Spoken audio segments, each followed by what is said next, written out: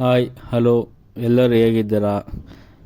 ನಾನು ಕೂಡ ಚೆನ್ನಾಗಿದ್ದೀನಿ, ನೀವು ಕೂಡ ಚೆನ್ನಾಗಿದ್ದೀರ ಅಂತ ಅಂದ್ಕೊತಿದ್ದೀನಿ. ಇವತ್ತೇನಪ್ಪ ಅಂದರೆ PSIಗೆ 140 ಮಾರ್ಕ್ಸ್ಗೆ ಅದು ಹೇಗೆ ಎರಡು ಪೇಪರಲ್ಲಿ ಒಂದು ಸೆಕೆಂಡ್ ಪೇಪರ್ ಒಳಗೆ ಹೇಗೆ 140 ಮಾರ್ಕ್ಸ್ ತೆಗೆಯೋದು ಅಂತ ಈ ವಿಡಿಯೋದಲ್ಲಿ ನನಗೆ ಕಂಪ್ಲೀಟಾಗಿ ಎಕ್ಸ್ಪ್ಲೇನ್ ಮಾಡ್ತೀನಿ. ಓಕೆನಾ? PSIಯಲ್ಲಿ 2020ರಲ್ಲಿ ಮಾಡಿರುವ ಎಲ್ಲ ವಿಡಿಯೋ ತುಂಬ ನಿಮಗೆ ಮುಖ್ಯ ಆಗಿರುತ್ತೆ. ಓಕೆನಾ? 140 ಮಾರ್ಕ್ಸ್ಗೆ ಸ್ಕೋರ್ ಮಾಡೋದಕ್ಕೆ ಬೇಕಾಗಿರೋ ಕಂಪ್ಲೀಟ್ ಸ್ಟ್ರಾಟಜಿನ ಈ ವಿಡಿಯೋದಲ್ಲಿ ನಿಮಗೆ ಕಂಪ್ಲೀಟಾಗಿ ತಿಳಿಸಿಕೊಡ್ತೀನಿ. ಓಕೆನಾ?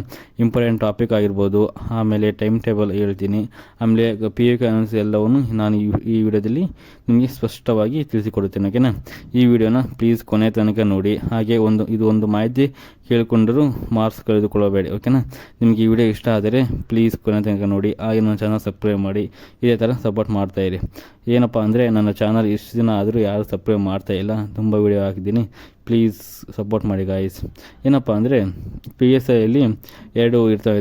ಒಂದು ಫಸ್ಟ್ ಪೇಪರ್ ರಿಟರ್ನ್ ಎಕ್ಸಾಮ್ ಇರುತ್ತೆ, ಎಸ್ಸೆ ಬರಬೇಕು 50 ಮಾರ್ಕ್ಸಿಗೆ. ಅದಾದಮೇಲೆ ಪೇಪರ್ 2ಅಲ್ಲಿ POQ ಇರುತ್ತೆ, 150 ಮಾರ್ಕ್ಸಿಗೆ ಇರುತ್ತೆ. ಓಕೆನಾ? ನಾವು ಇಂದು ಪೇಪರ್ 2ರಲ್ಲಿ 140 ಮಾರ್ಕ್ಸಿಗೆ ಸ್ಕೋರ್ ಮಾಡೋದು ಹೇಗೆ ಅಂತ ಕಂಪ್ಲೀಟಾಗಿ ಇಲ್ಲಿ ತಿಳಿದುಕೊಳ್ಳೋಣ. ಓಕೆನಾ?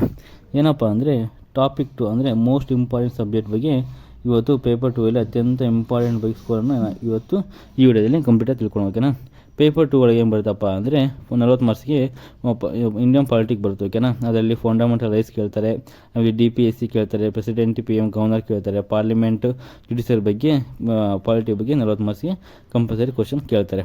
ಅದಾದಮೇಲೆ ಇನ್ನು 30 ಮಾರ್ಕ್ಸ್ಗೆ ಏನು ಕೇಳ್ತಾರಪ್ಪ, GK ಕರ್ನಾಟಕ GK ಕೇಳ್ತಾರೆ. ಓಕೆನಾ? ಆಮೇಲೆ ರಿವರ್ ಬಗ್ಗೆ, ಫೆಸ್ಟಿವಲ್ ಬಗ್ಗೆ, ಫ್ರೀಡಮ್ ಮತ್ತು ಫೈಟರ್ಸ್ ಬಗ್ಗೆ, ಜಿಯೋಗ್ರಫಿ ಬೇಸಿಕ್ ಬಗ್ಗೆ 30 ಮಾರ್ಕ್ಸಿಗೆ ನಿಮಗೆ GKಯಲ್ಲಿ ಕೇಳ್ತಾರೆ. ಅದಾದಮೇಲೆ ನೆಕ್ಸ್ಟ್ 30 ಮಾರ್ಕ್ಸಿಗೆ ಹಿಸ್ಟ್ರಿಯಲ್ಲಿ ಏನು ಕೇಳ್ತಾರಪ್ಪ ಅಂದರೆ ವಿಜಯನಗರ ಸಾಮ್ರಾಜ್ಯ ಬಗ್ಗೆ ಕಂಪ್ಲೀಟ್ ಹಿಸ್ಟ್ರಿ ಓದಬೇಕಾಯ್ತಾ, ಕರ್ನಾಟಕ ಹಿಸ್ಟ್ರಿನ ಕಂಪ್ಲೀಟ್ ಓದಬೇಕು ಆಯಿತಾ PSIಗೆ. ಅದಾದಮೇಲೆ ಸೈನ್ಸ್ ಆ್ಯಂಡ್ ಟೆಕ್ನಾಲಜಿ ಕೇಳ್ತಾರೆ. ಓಕೆನಾ? ಸೈನ್ಸ್ ಆ್ಯಂಡ್ ಟೆಕ್ನಾಲಜಿ ಆಲ್ಮೋಸ್ಟ್ ಏನಪ್ಪ ಅಂದರೆ 20 ಮಾರ್ಕ್ಸಿಗೆ ನಿಮಗೆ ಸೈನ್ಸ್ ಆ್ಯಂಡ್ ಟೆಕ್ನಾಲಜಿ ಬಗ್ಗೆ ನಿಮಗೆ ಕ್ವಶನ್ ಬಂದೇ ಬರ್ತವೆ. ಅದಾದಮೇಲೆ ಏನಪ್ಪ ಅಂದರೆ ಕರೆಂಟ್ ಅಫೇರ್ಸ್ ಮೋಸ್ಟ್ ಇಂಪಾರ್ಟೆಂಟ್ ಆಯಿತಾ.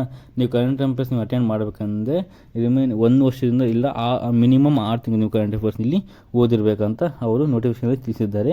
ನೀವು ಒನ್ ಟೈಮ್ ನೋಟಿಫಿಕೇಶನ್ ಬಿಟ್ಟಾಗ ನಾನು ಎಕ್ಸ್ಪ್ಲೇನ್ ಮಾಡ್ತೀನಿ, ನೀವು ಕಂಪ್ಲೀಟಾಗಿ ಒನ್ ಟೈಮ್ ನೋಡಿಕೊಂಡು ಹೋಗೋದಾ. ಅದಾದಮೇಲೆ ಟೈಮ್ ಟೇಬಲ್ ಏನಪ್ಪ ಅಂದರೆ 3 ಅವರ್ ಟೈಮ್ ಟೇಬಲ್ ಇರ್ತೀನಿ. ಓಕೆನಾ? ಬೆಳಗ್ಗೆ 1 ಅವರು ಪಾಲಿಟಿ ಓದಿ ಆಯಿತಾ. ಅದಾದಮೇಲೆ 1 ಅವರು ಕರ್ನಾಟಕ GK ಹೋಗಿ, ಆಮೇಲೆ 40 ಮಿನಿಟ್ಸ್ ಹಿಸ್ಟ್ರಿ ಓದಿರಿ, ಆಮೇಲೆ ಸೈನ್ಸ್ ಆ್ಯಂಡ್ ಟೆಕ್ನಾಲಜಿ ಓದಿ, ಕರೆಂಟ್ ಅಫೇರ್ಸ್ ಎಷ್ಟಪ್ಪ 30 ನಿಮಿಷ ಓದಿ ಆಯಿತಾ. ಕರೆಂಟ್ ಅಫೇರ್ಸ್ಗೆ ಜಾಸ್ತಿ ಟೈಮ್ ಕೊಡೋದೇನು ಬೇಕಾಗಿಲ್ಲ, ಒಂದು 30 ನಿಮಿಷ 40 ನಿಮಿಷ ನಿಮಗೆ ಕರೆಂಟ್ ಅಫೇರ್ಸ್ ಟೈಮ್ ಕೊಟ್ಟರೆ ಸಾಕಾಗುತ್ತೆ.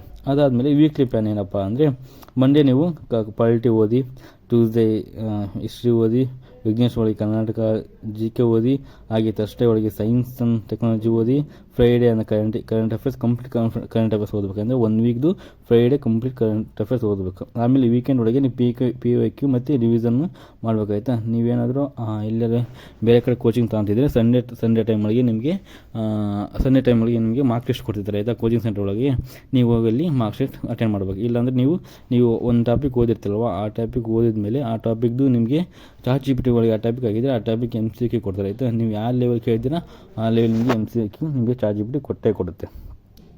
ಅದಾದಮೇಲೆ ಮೋಸ್ಟ್ ಇಂಪಾರ್ಟೆಂಟ್ ಆಯಿತಾ. ಏನಪ್ಪ ಅಂದರೆ ನೀವು 2014ರಿಂದ 2020 ಮಿನಿಮಮ್ 3 ಟೈಮ್ಸ್ನ ರಿವಿಷನ್ ಮಾಡಬೇಕಾಯ್ತಾ. PYQ ಆಯಿತಾ.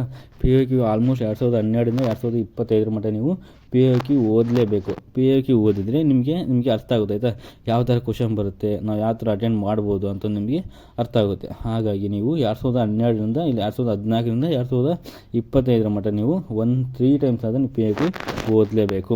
ಅದಾದಮೇಲೆ ಮಿನಿಮಮ್ 500 to 1000 MCQ ಪ್ರಾಕ್ಟೀಸ್ ಮಾಡಿ ಆಯಿತಾ. ಇನ್ನು ಲಾಸ್ಟ್ 30 ಡೇಸ್ ಒಳಗೆ ಮಾತ್ರ ರಿವಿಷನ್ ಮಾಡಿ. ಓಕೆ, ಲಾಸ್ಟ್ 30 ಡೇಸ್ ಒಳಗೆ ನೀವು ಜಾಸ್ತಿ ರಿವಿಷನ್ ಮಾಡಬೇಕು ಆಯಿತಾ. ಜಾಸ್ತಿ ರಿವಿಷನ್ ಮಾಡ್ದಂಗೆ ನಿಮಗೆ ನೆನಪು ಜಾಸ್ತಿ ಇರುತ್ತೆ. ಹಾಗಾಗಿ ಲಾಸ್ಟ್ ಟೈಮ್ ಒಳಗೆ ಜಾಸ್ತಿ ರಿವಿಷನ್ ಮಾಡಬೇಕು. ಅದಾದಮೇಲೆ ಟಾಪಿಕ್ 4 ಒಳಗೆ ಏನಪ್ಪ ಅಂದರೆ ಹಂಗೆ ಒಂದು ಸೆಕೆಂಡ್ ಅದು ಮಾರ್ಕರ್ ಹೋಗಿಬಿಡ್ತು. ಓಕೆ, ಏನಪ್ಪ ಅಂದರೆ ಹಂಗೆ ಗಾಯ್ಸ್ ಬರ್ತಿಲ್ಲ. ಹಂಗೆ ಏನಪ್ಪ ಅಂದರೆ ಲಾಸ್ಟ್ ಟೈಮ್ ಒಳಗೆ ನೀವು ರಿವಿಷನ್ ಎಷ್ಟು ಮಾಡ್ತೀರಾ ಅಷ್ಟು ನಿಮಗೆ ಯೂಸ್ಫುಲ್ ಆಗುತ್ತೆ. ನೀವೇನು ಜಾಸ್ತಿ ರಿವಿಷನ್ ಮಾಡಲಿಲ್ಲ ಅಂದರೆ ನಿಮಗೆ ಓದೋಕ್ಕೆ ಕಷ್ಟ ಆಗುತ್ತೆ, ಎಕ್ಸಾಮ್ ಅಟೆಂಡ್ ಮಾಡೋಕ್ಕೂ ನಿಮಗೆ ಇಲ್ಲಿ ಕಷ್ಟ ಆಗುತ್ತೆ ಅಂತ ನಾನು ನಿಮಗೆ ಹೇಳ್ಬೋದು. ಅದಾದಮೇಲೆ ಟಾಪಿಕ್ PSI ಪ್ರಿವಿಯಸ್ ಇಯರ್ ನೋಡಿದರೆ ಕೆಲವು ಟಾಪಿಕ್ ನಿಮಗೆ ರಿಪೀಟ್ ಆಗುತ್ತೆ. ಆಯಿತಾ, ನೀವು ಏನಾದರೂ ನೀವು POK ನಿಮಗೆ ಜಾಸ್ತಿ ನೋಡಿದರೆ ನಿಮಗೆ ಅರ್ಥ ಆಗುತ್ತೆ. ಈ ಟಾಪಿಕ್ ಮೇಲೆ ಇಷ್ಟು ಕ್ವಶನ್ ಬಂದಿದ್ದಾವೆ, ನಾನು ಈ ಥರ ಓದಿದರೆ ನೀವು ಎಕ್ಸಾಮ್ ಪಾಸ್ ಆಗ್ಬೋದು ಅಂತಂದು ನಿಮಗೆ ಅರ್ಥ ಆಗುತ್ತೆ. ಅದಾದಮೇಲೆ ರಿಪೀಟೆಡ್ ಟಾಪಿಕ್ ನಿಮಗೆ ಪಾಯಿಂಟ್ ಒಳಗಿನ ಆರ್ಟಿಕಲ್ ನೆನಪಿರಲ್ಲ. ಆಯಿತಾ, ಆರ್ಟಿಕಲ್ ನೆನಪಿರಲ್ಲ. ಆಮೇಲೆ ಕರ್ನಾಟಕದ ರಿವರ್ ಬಗ್ಗೆ ನೆನಪಿರಲ್ಲ, ಮ್ಯಾಪಿಂಗ್ ಬಗ್ಗೆ ನೆನಪಿರಲ್ಲ, ಜಿಯೋಗ್ರಫಿ ಬಗ್ಗೆ ಜಾಸ್ತಿ ನೆನಪಿರಲ್ಲ. ಅದಾದಮೇಲೆ ಹಿಸ್ಟ್ರಿ ಬಗ್ಗೆ ಯಾವ ಹಿಸ್ಟ್ರಿ ಎಲ್ಲೆಲ್ಲಿದ್ದರು ಅದು ಜಾಸ್ತಿ ನಿಮಗೆ ಇಷ್ಟು ನೆನಪಿರಲ್ಲ. ಆಯಿತಾ, ಹಾಗಾಗಿ ನೀವು ಕಂಪಲ್ಸರಿ ರಿವಿಷನ್ ಮಾಡಬೇಕು. ನಿಮಗೆ ಗೊತ್ತಲ್ಲ 1, 3 ಮತ್ತು 7 ರೂಲ್ ನಿಮಗೆ ಗೊತ್ತಿರುತ್ತಲ್ವ.